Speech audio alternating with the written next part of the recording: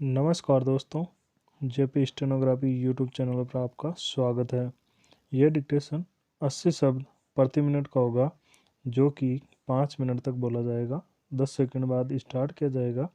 दोस्तों, अगर आप चैनल पर पहली बार आए हैं तो चैनल को सब्सक्राइब जरूर कर लें, ताकि आपको नए नए डिक्टेशनों की नोटिफिकेशन मिलती रहे। स्टार्ट। देश में शिक्षा की सूरत में सुधार के लिए सरकारों ने समय समय पर अनेक कदम उठाए और समाज के सभी तबकों तक पढ़ाई लिखाई की पहुंच बनाने के लिए विशेष नियम कायदे बनाए।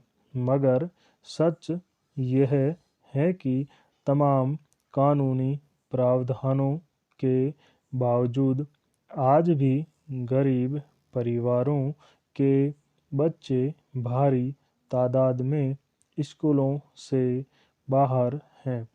अगर आर्थिक रूप से कमज़ोर कोई परिवार अपने बच्चे को अच्छी शिक्षा मुहैया करने की इच्छा से निजी स्कूल में दाखिला कराना चाहता है, तो उसकी राहों में कई तरह की बाधाएं खड़ी हो जाती हैं।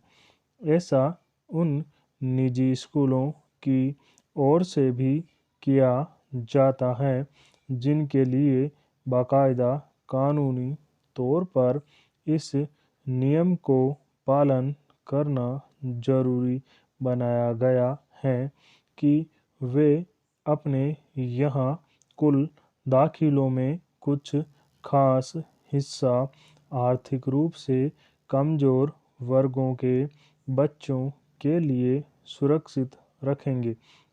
गरीब बच्चों को दाखिले से वंचित करने के ऐसे लगातार मामलों को देखते हुए दिल्ली हाई कोर्ट ने अपने एक आदेश में साफ तौर पर कहा कि निजी स्कूलों को 25% सीटों पर कम आय वर्ग के बच्चों को दाखिला देना ही होगा।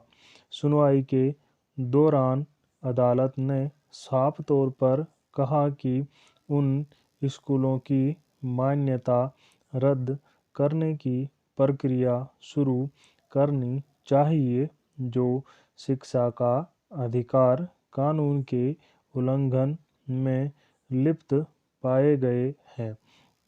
सवाल है कि शिक्षा का अधिकार यानी आरटीई अधिनियम के लागू होने के करीब 12 साल बाद भी यह स्थिति क्यों है कि किसी अदालत को यह याद दिलाना पड़ रहा है कि इस कानून का उल्लंघन हो रहा है और सरकार इसे सख्ती से लागू करने के लिए जरूरी कदम उठाए।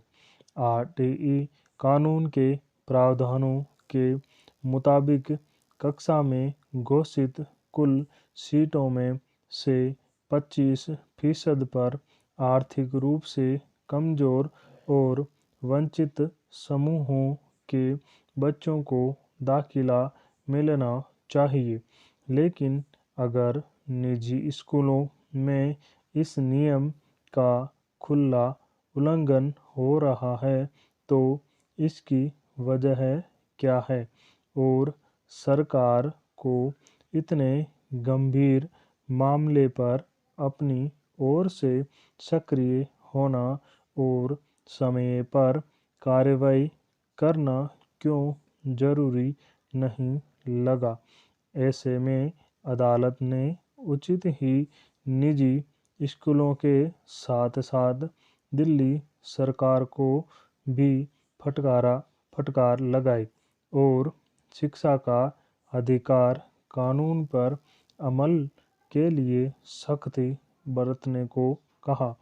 अदालत की यह टिप्पणी अहम है कि देश आज आज़ादी का अमृत महोत्सव मना रहा है, मगर सामाजिक और आर्थिक स्वतंत्रता अभी हमसे दूर है।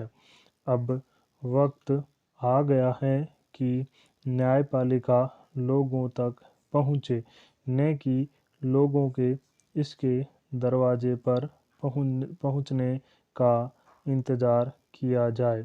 स्टॉप। दोस्तों, इस डिक्टेशन का PDF लिंक डिस्क्रिप्शन में मौजूद है, आप वहां से जाके डाउनलोड कर सकते हैं।